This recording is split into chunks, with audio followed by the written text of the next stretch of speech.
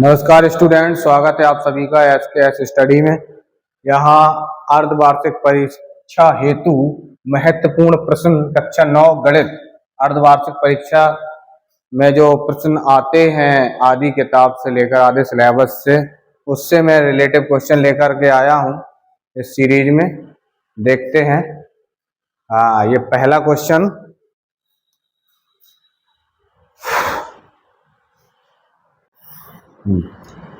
प्रत्येक परमेय संख्या एक। प्रत्येक परमेय संख्या क्या होती है? प्राकृतिक संख्या होती है, वास्तविक संख्या होती है, या पूर्ण संख्या होती है, इनमें से कोई नहीं। ठीक है।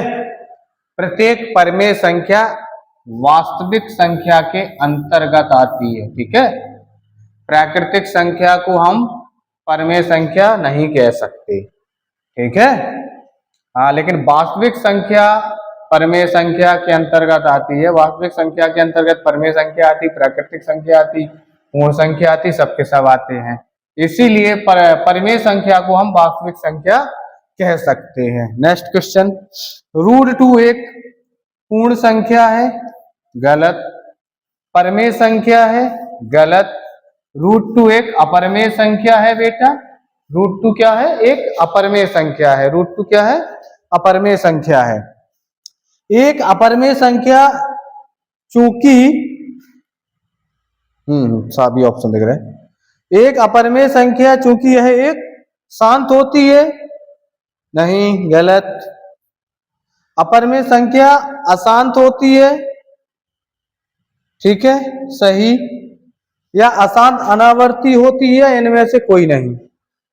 ठीक, अपरमेय संख्या अशांत होती है, ठीक है, इसको शांत नहीं किया जा सकता है। आगे बढ़ जाओ। 4 नंबर, ठीक है, सही दिख रहे। निम्नलिखित में से कौन सी संख्या अपरमेय संख्या नहीं है? देखो ये 22,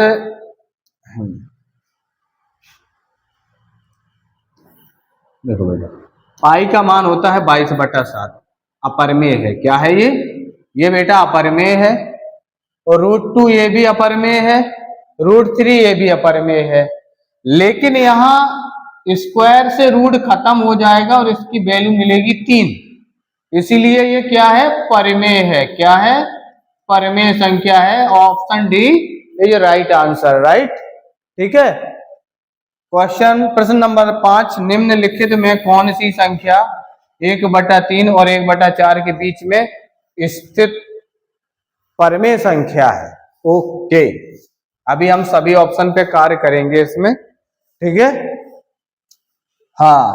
अगर मैं इसमें 7 का गुणा कर दूंगा तो 7 एकम 7 और 7 तिया 21, ठीक है।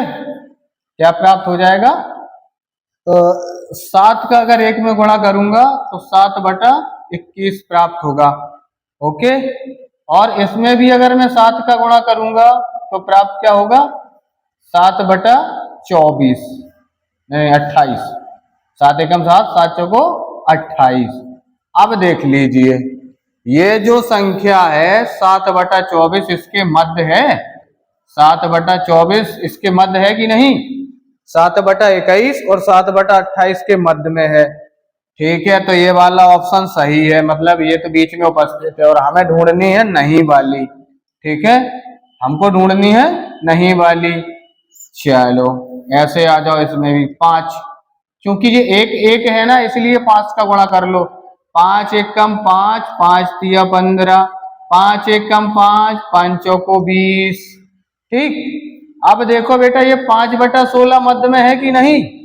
5/16, 5/15, 5/16 और 5/20 है मध्य में। देखो 15 और 20 के बीच में 16, ये वाली संख्या, यानी ये भी ऑप्शन हमारा नहीं है, ये भी हमारी मध्य में है। ये दोनों संख्याएं हमारी कहाँ है? मध्य में। अब इसको और देख लेता हूं। 13 एकम 13 और 13 तिया 39, 13 तिया 39 और 13 एकम 13, 13 चौको 52, 52, 13 चौको 52, देखो 39 और 52 के बीच में है 48, देखो ये 13/48 है ना, 13/39 से बड़ी है और 13/52 से इसके अंदर है, अर्थात ये भी संख्या तुम्हारी इन दोनों संख्या के मध्य में है। अब आ गई बारी इसकी, तो 15 एकम 15 और 15 × 3 = 45, 15 × 3 = 45, ठीक। और आ जाओ 15 एकम 15, 15 चौको 60, क्या 15/35 इनके मध्य में है, इनके बीच में है, कहाँ है, वो तो इस साइड होनी चाहिए, मध्य में 45 से 46 होगी, यहां कहीं होगी, ये तो यहां कहीं होगी 35, इसीलिए डी ऑप्शन इसका सही है, इसीलिए डी ऑप्शन इसका सही है, इसीलिए इसका डी ऑप्शन राइट है। आगे बढ़ते हैं 6 नंबर क्वेश्चन पे। प्रत्येक प्राकृतिक संख्या होती है पूर्ण संख्या, परिमेय संख्या, अपरिमेय संख्या या इनमें से कोई नहीं, ठीक। लिख लेते हैं, प्रत्येक प्राकृतिक संख्या होती है 1 2 3 4 5 ... ठीक। अब पूर्ण संख्या कैसे हो गई, पूर्ण संख्या के लिए 0 चाहिए, पूर्ण संख्या के लिए 0 चाहिए, है ना, पूर्ण संख्या के लिए क्या चाहिए, 0, इसलिए पहला ऑप्शन गलत हो गया। परमेय संख्या ये है, हाँ, प्रत्येक प्राकृतिक संख्या एक परमेय संख्या हो सकती है, क्योंकि इसके नीचे एक लिख करके, हाँ, ये बी ऑप्शन सही है। अपरमेय संख्या कैसे हो सकती है भाई, प्राकृतिक संख्याओं को अपरमेय संख्या कैसे कह सकते, गलत जवाब, इनमें से कोई नहीं है तो पहले ही से गलत है, अर्थात बी ऑप्शन इसका राइट है, बी ऑप्शन इसका राइट है। इसी के साथ आगे बढ़ते हैं, 6 क्वेश्चन कंप्लीट हो चुके, अब हम पहुंचेंगे 7 नंबर पे, 7 और 8 दोनों यही सॉल्व करेंगे एक ही स्लाइड में। हाँ, 1/5 1/4 के बीच 3 परमेय संख्याएं इनमें से कौन सी हैं, ये भी बहुत अच्छा क्वेश्चन है और दमदार क्वेश्चन है, ठीक है।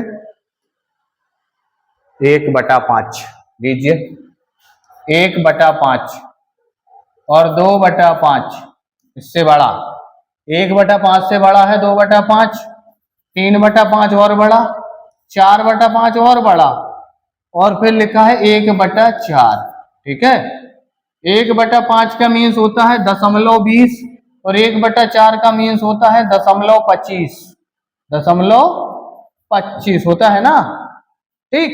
तो 20 और 25 के बीच ये संख्याएं हैं, ठीक है, अर्थात ये 1/5 से 1/4 बड़ी है, और ये निश्चित तौर पे ये सी ऑप्शन इसका बिल्कुल राइट हो जाएगा, बाकी कोई भी ऑप्शन इसका मैच नहीं कर रहा है, ये भी ऑप्शन मैच नहीं कर रहे, ये भी नहीं, ठीक है, समझ में तो आया ना, ठीक। क्योंकि देखो 5 का जब 1 में भाग देते हैं तो दशमलव लगाई, 0 बढ़ाई, 5 दूनी 10, ओके, दशमलव के बाद आप 0 बढ़ा लो, 20 हो गए। 4 का भाग आप अगर 1 में देंगे, दशमलव लगाओ, 0 बढ़ाओ, 4 दूनी 8, 2 शेष, फिर 0 बढ़ाया, 4 पंचे 20, है ना, तो 20 और 25, ये 20 होता है, इसका मीन्स 1/5 का मीन्स होता है 20 और 1/4 का मीन्स होता है 25, उन दोनों के मध्य ये संख्या है, देखो 1/5 से बड़ी, 2/5, 3/5, फिर 4/5, ठीक है, इस प्रकार से। चलो आगे बढ़ते हैं। हाँ, ये वाला है 8वां, इन दोनों को जोड़ना है तो प्लस का चिन्ह लगा दीजिए, ठीक है। इसके बाद सजातीय देखिए, 2√2 और 1√2 कितने हो गए, 3√2, देखो 2√2 ये होगा और 1√2 3 हो गए। अब 5√3 में से 3√3 गए तो कितने बचे, 5 में से 3 चले गए, 2 बचेंगे, प्लस के 2 बचेंगे, प्लस के 2√3, ये वाला कोई ऑप्शन है, प्लस के 2√3 नहीं, 3√2 और 2√3, 3√2 और 2√3, बी वाला सही है, बी ऑप्शन सही है, कट तो नहीं रहा, पूरा आ रहा है, बी वाला ऑप्शन सही है। 3√2 प्लस 2√3। ओके, चलो 8 क्वेश्चन क्लियर होते हैं, आगे हम बढ़ते हैं। 9 नंबर, 9, 10, 11, तीन क्वेश्चन इसमें क्लियर होंगे। बहुत ही इजी टाइप है ये तो। निम्नलिखित पदों में कौन एक पदीय है? भैया एक पद तो इसी में है, ठीक है, इसमें 2 पद हैं, और कहा गया डी एक पद नहीं है। सॉरी सॉरी सॉरी, क्वेश्चन अच्छे से पढ़ा कीजिए। एक पद नहीं है भाई, एक पद ये हो गया, एक पद ये हो गया, एक पद ये हो गया, तो इस हिसाब से अपने को नहीं वाला चाहिए था। ये आपका द्विपदीय है, तो यही ऑप्शन सही हो जाएगा। ये एक पदीय नहीं है, बाकी तीनों एक पदीय हैं, ठीक है। निम्न में कौन पद त्रिपद है? ये तो एक पद है तो गलत, ये भी एक पद है गलत, ये है 2 पद वाला इसलिए गलत, ये आपका त्रिपदीय है 1, 2, 3, ये वाला आपका ऑप्शन डी सही हो जाएगा। चलो अब आ जाते हैं 11वें नंबर पे। इसको लिख ले 2y की होल स्क्वायर, 2 दूनी 4, और इसको लिख लें +1 की होल स्क्वायर, तो a square b square -2, a बोले तो 2y और b बोले तो 1 × 1, राइट। तो ये बन जाता है आपका सेम टू सेम। देखो वर्ग करने पे 4y स्क्वायर, ये देखो 2 दूना 4y और 1 का वर्ग 1, यानी ये फॉर्मूला बन गया, किसका बन गया? 2y -1 की होल स्क्वायर, जिसको हम क्या लिखेंगे? 2y -1 एक बार और 2y -1 एक बार, ठीक, होल स्क्वायर लगी तो इसका मतलब 2 बार होता है, तो इस हिसाब से बी ऑप्शन इसका राइट हो जाएगा, ठीक है। ये देखो -1 यहाँ लिख दें, ये नीचे लिखा था, ठीक, तो बी ऑप्शन इसका राइट हो जाएगा। क्या ऑप्शन सही हो जाएगा? बी ऑप्शन इसका राइट हो जाएगा, ठीक है। 2y -1 and 2y -1। 11 सवाल अपने क्लियर हो चुके हैं और 12 से 15, बस 15 क्वेश्चन है इस पूरी पीडीएफ में। x + 8 और x - 8, x + 8 और x - 8 का गुणनफल क्या होगा? Very simple, plus minus minus, तो 8 दम 80, ठीक है, प्लस माइनस माइनस, 10 में से 8 गया 2x, x × x x square, right. B option इसका राइट हो जाएगा। नहीं तो गुणा कर लीजिए, x स्क्वायर प्लस का 8x माइनस का 10x और 8 दम 80 माइनस के, और अब देख लीजिएगा x स्क्वायर 10x में से 8x गए 2x एंड 80, राइट। चलो 12 नंबर क्लियर हो चुका तुम्हारा। ये वाला थोड़ा टफ क्वेश्चन है लेकिन आसान कर दूंगा मैं इसको। 105 और 106 का गुणा करना है और बहुत ही कम समय में आंसर देना है इसका। तो एक अपने पास कॉन्सेप्ट है, अगर आपको समझ में आ जाए, क्योंकि तुम कक्षा 9 के छात्र हो सकता है नहीं भी आए, प्रयास करना समझने का है, बहुत आसान तरीका। 5 और 1 6 लिख लो, अंकों का योगफल लिख लो, गुणा का चिन्ह लगा दो, इतना तो बेटा कर ही सकते हो। 6 और 1 7, अंकों को जोड़ लिया तो कितना प्राप्त हुआ? 7। ये दोनों का गुणा कर दिया तो कितना मिल गया? 7 × 42। कितना मिल गया बेटा? 42 मिले। अब इन 42 को फिर पुनः जोड़ दो, 4 और 2 6। अब ऑप्शन देखो कितना, 0 तो जोड़ना नहीं, 3 और 1 4, 4 प्राप्त हुआ, गलत जवाब। 3 और 1 4 और 1 5 और 1 6, 6 प्राप्त हुआ, राइट जवाब। लीजिए 3 और 1 4, 2 6 और 1 7, 7 प्राप्त हुआ, गलत जवाब। लीजिए 3 और 1 4, 3 7 और 1 8, 8 प्राप्त हुआ, ये भी गलत जवाब। ठीक, तो सही जवाब वो हुआ जिसका 6 प्राप्त हुआ, क्योंकि इसके अंकों का योगफल 6 है, तो आंसर के भी अंकों का योगफल 6 होना चाहिए। ठीक, ये हमारा खुद का कॉन्सेप्ट है। चलो आगे बढ़ते हैं। कई टीचर पढ़ाते हैं इसको डिजिटल सम कहते हैं, मैं भी तुम्हें ये डिजिटल सम सिखाने का प्रयास कर रहा हूँ। एक्स क्यू प्लस 1 का एक गुणनखंड इसमें कौन होगा? एक्स क्यू प्लस 1 का एक गुणनखंड इसमें कौन सा होगा?